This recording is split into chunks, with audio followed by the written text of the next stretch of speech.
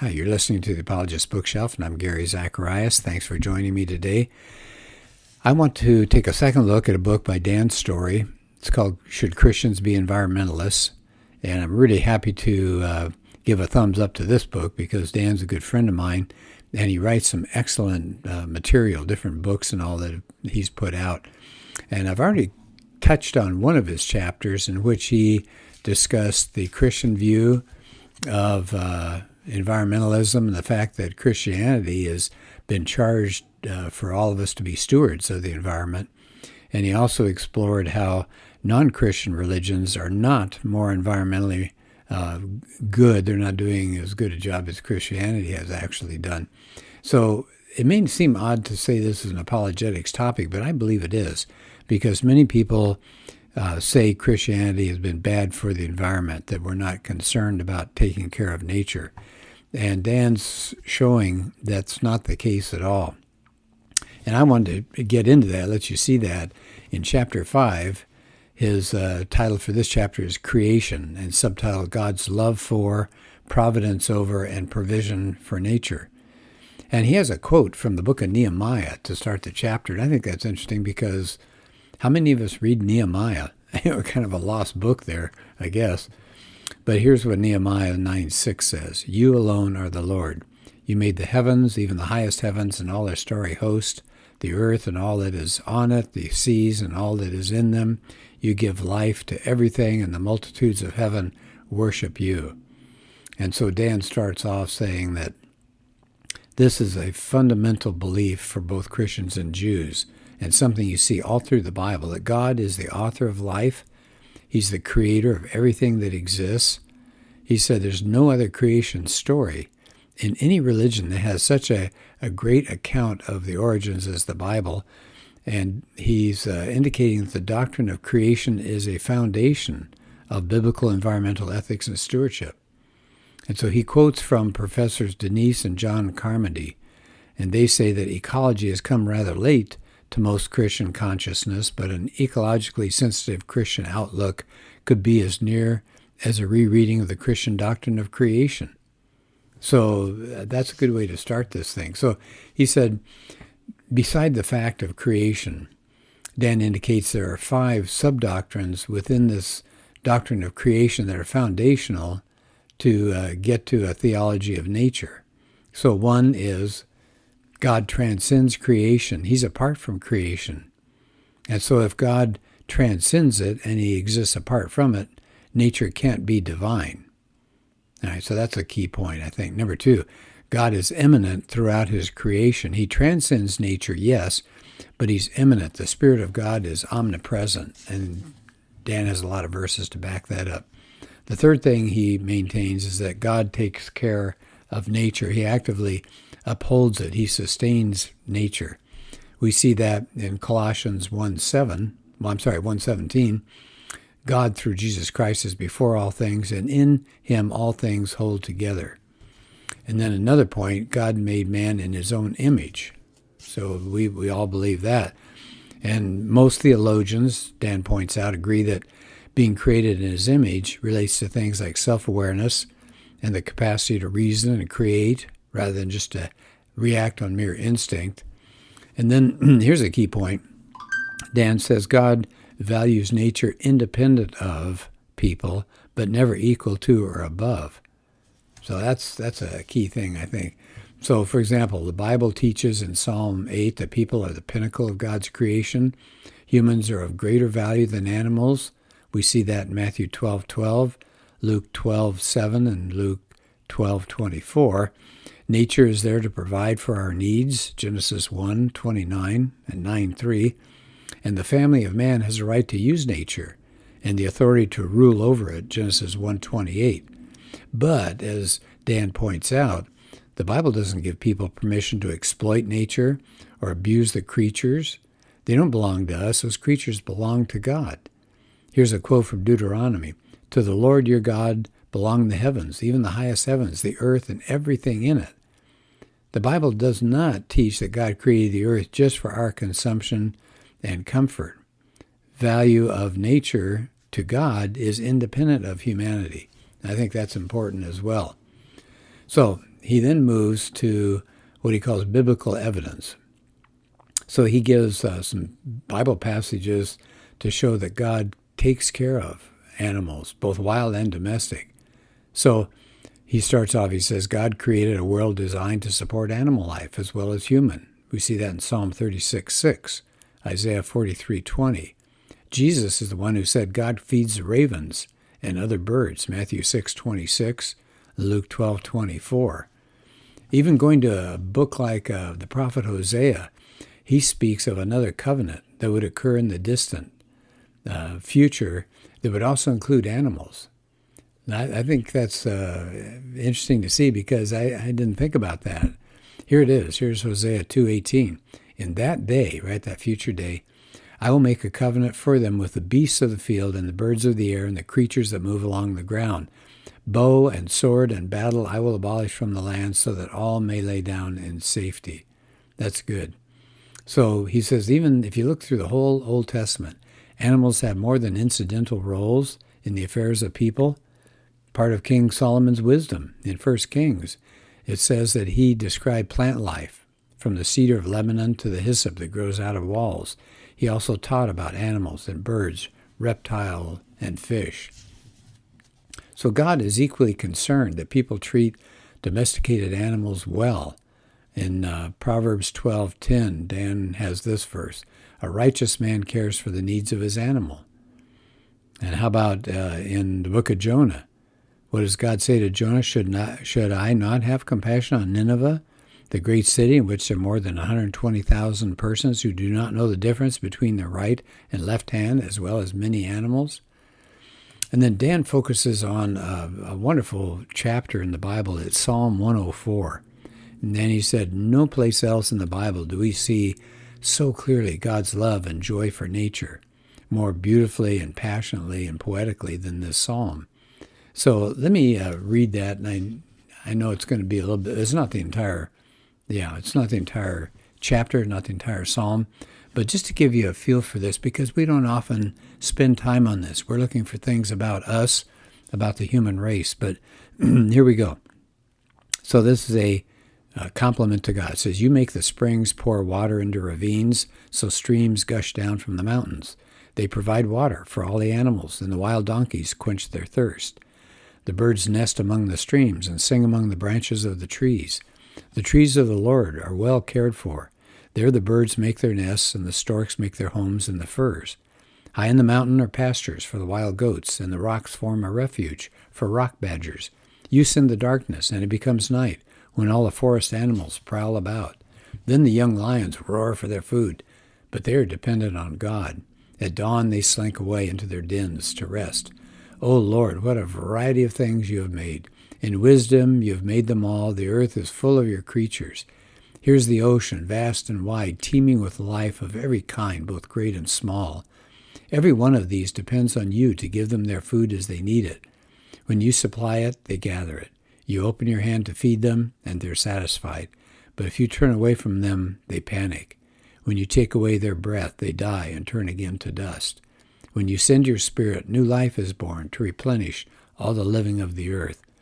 So he said, does this sound like a God who just put nature together for us to take care of and for us to be indifferent toward animals? He said, hardly. He said, we get a very different picture in the Bible of God and nature. The earth belongs to God, not the people. He created it. God cares for nature apart from, but not above, his love and care for people. And he quotes another psalm. That was, by the way, Psalm 104. So here's a different Psalm 36. Your love, O Lord, reaches to the heavens, your faithfulness to the skies. Your righteousness is like the mighty mountains, your justice like the great deep. O Lord, you preserve both man and beast.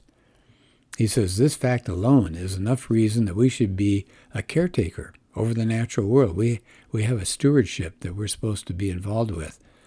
He mentions a theologian, Durnus, who said, here lies a great justification for the preservation of wilderness areas that exist for no other purpose than to exhibit the greatness of God by preserving his creative work. And then Dan notes that this beauty, this goodness, this perfection of God and nature was messed up really badly because of human nature and sin. And he tells that story in this next chapter. It's called The Fall. The human race opens the door to environmental exploitation and abuse. Oh, this is really hard to read. Remember, we're supposed to be the stewards for God over creation. We have a moral obligation to manage nature according to this God-ordained directive. Now, let me pause here again to point out, and I've said this already, but many people who are critics of Christianity say the Bible encourages us to rape and pillage and take over all of nature. No, that's not true at all. In fact, we see this again and again. So Dan moves in this chapter, talking about the fall. What happened because of the fall? Well, decay and death enter the world. The first couple get banished from the garden. We're estranged from God. The human race would be infected with a sin nature. We have this tendency to engage in sinful activities contrary to God's will. And then points out that the effects of the fall weren't limited to humanity. Nature did not fall, but it was cursed. And we see that in Genesis 3. Cursed is the ground because of you, talking about Adam. Through painful toil you'll eat of it all the days of your life. It will produce thorns and thistles for you, and you will eat the plants of the field. By the sweat of your brow you will eat your food until you return to the ground, since from it you were taken, for dust you are, and to dust you will return. So Dan is pointing out that the fall of Adam and Eve into sin and the curse on nature made everything change, the relationship between humans and nature. And he said it did two different things. One, it alienated us, the human race, from the rest of creation. It destroyed that wonderful harmonious relationship that we had with nature in the garden. So we're alienated from God, and we're messed up as far as nature is concerned. He said, take a look at the link that we can see between human sin and the consequences on nature. He said, take a look at the worldwide flood. That's Genesis 6. God saw how bad our wickedness was, and what happened? He destroyed all life, and that's people and plants and animals, except those called to the ark. And even after that, though, the humans continue to sin. We don't change, do we? Nature continues to suffer as a result. So we find out, like in the prophet Hosea, he warns Israel. He said, there's no love in the land. He said, you're breaking all the bonds that we had at one time. It said, because of this, the land mourns, and all who live in it waste away.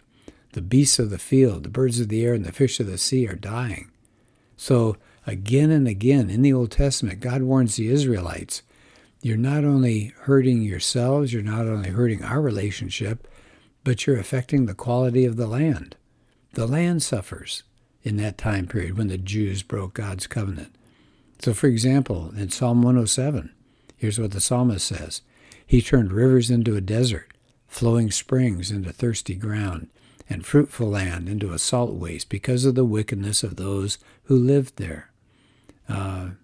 Jeremiah 2, God says, I brought you into a fertile land to eat its fruit and rich produce, but you came and defiled my land and made my inheritance detestable.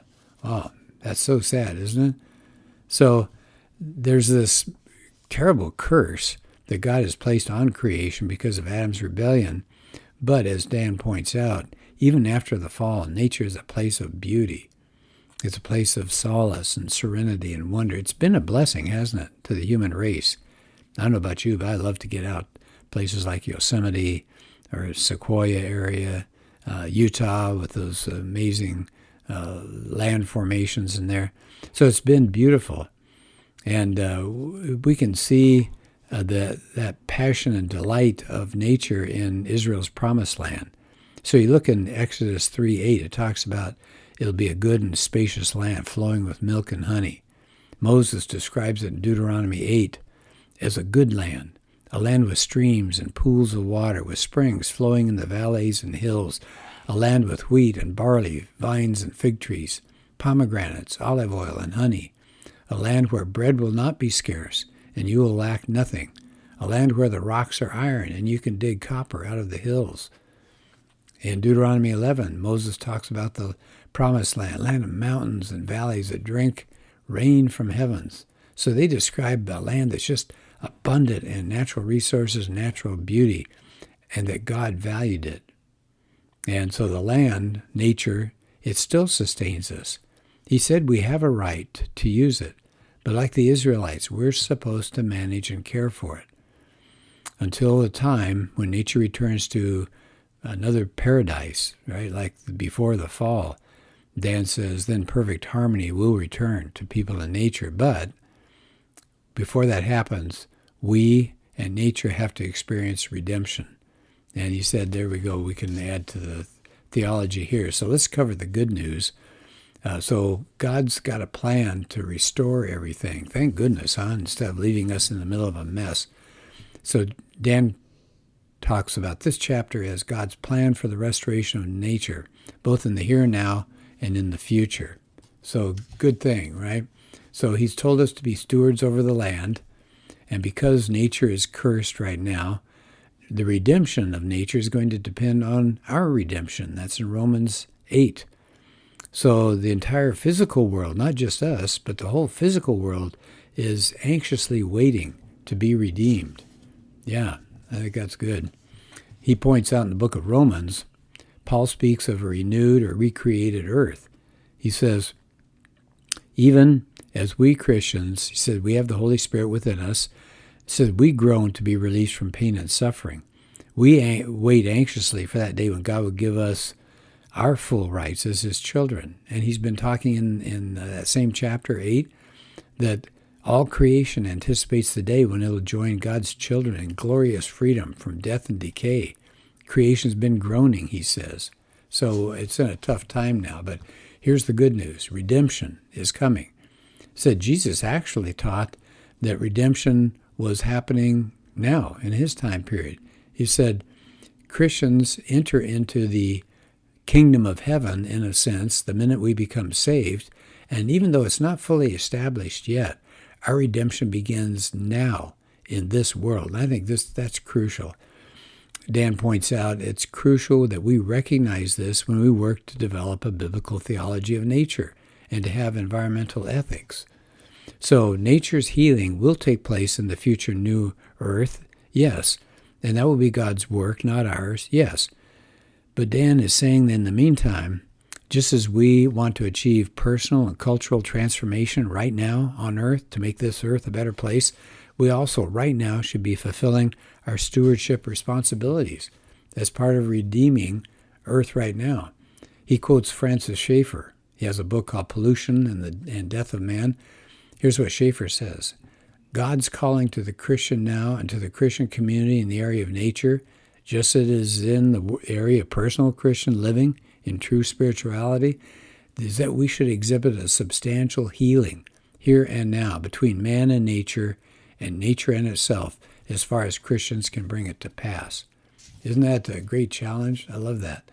All right, so that gives you an idea of Dan's writing and his challenge to us and his apologetics when it comes to environmentalism, that we have a responsible role. God gave us that, and we've messed it up, but it's not God's fault.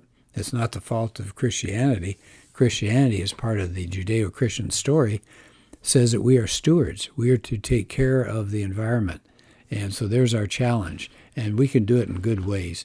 Dan even gives some good organizations to consider belonging to that come from a Judeo-Christian perspective.